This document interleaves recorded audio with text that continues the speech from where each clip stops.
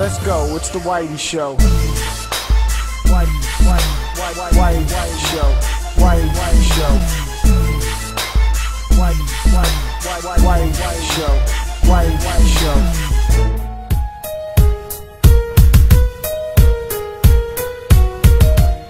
So Mafia 2's story is probably the strongest part of the whole game. Basically, you play as this character Vito, and you go through almost his whole life, which is really cool. You start off, you see him as a kid, and where he comes from, comes to America until he goes into the army, and then eventually starts doing things for the mob and becomes the Mafia. That's the whole thing, and that's the point of the story. But it's really cool to actually go through that instead of just starting off in the Mafia, So you basically see the ways and little things they had to do to get into the Mafia back then. The voice acting is wonderful for the most part. There's barely any bad voice in the whole game. Some people were complaining that it actually sounds like more modern day mobster, but to me it sounds like the Italian Mafia. It worked really well, and I've seen plenty of Mafia movies. It's fine. The pace is really well done as far as the game. It's very structured that you're going to follow this story instead of throwing a bunch of side quests at you, and I'll get into that later with the gameplay.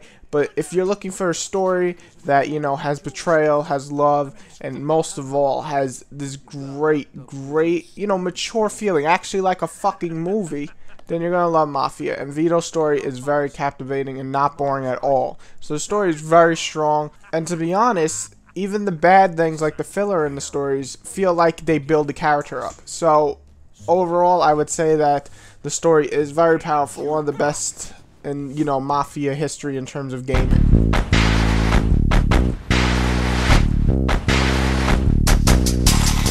Mostly the graphics, in my opinion, are really good. It looks like 1945. It looks like 1951.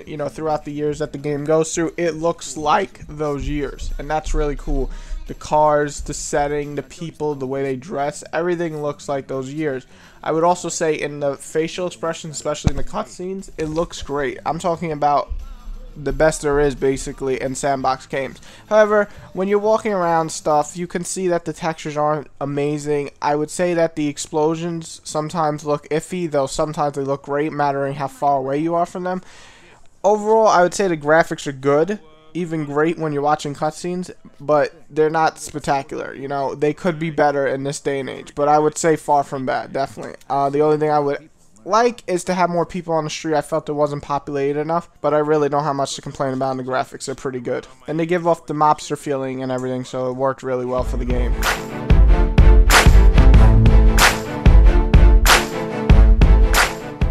Okay, the gameplay is the hardest section for me to review for this game. Let me get out the good.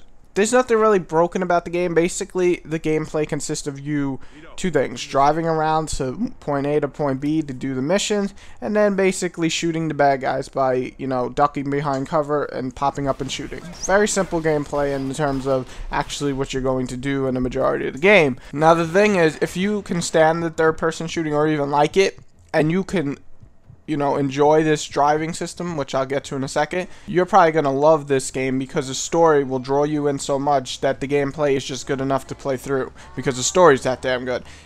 However, if you're like me and you cannot stand fucking driving this game, not only is it slow, not only does it feel like you are sliding, even when it's not snowing, because I know people are going to bring that up, when you get to chapter 7 or 6, whatever it is, and it's not snowing anymore, it still feels like it's fucking sliding.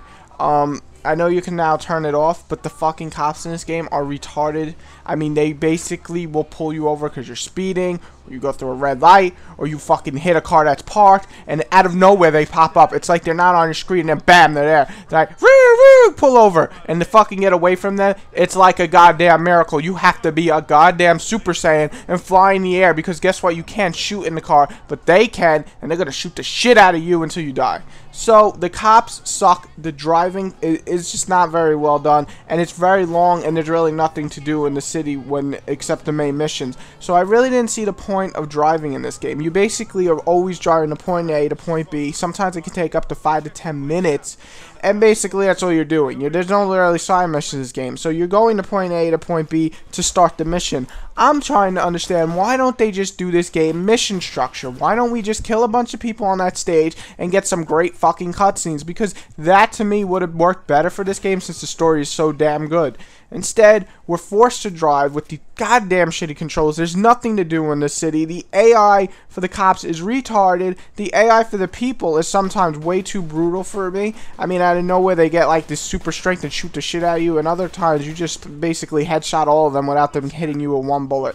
So overall, the game feels like if it was mission structure, it would have been so much better.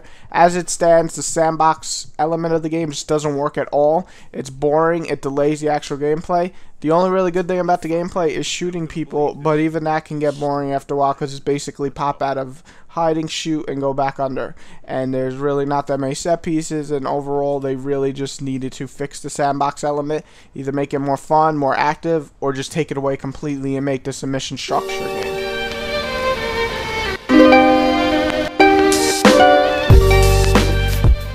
Now, I didn't hate Mafia, to be honest. I absolutely love this story. I think the design is great. It feels like a mobster movie 100%. The dialogue is awesome. The atmosphere is wonderful. It's just the goddamn gameplay. The driving is so boring. Actually, the gameplay in general is pretty boring.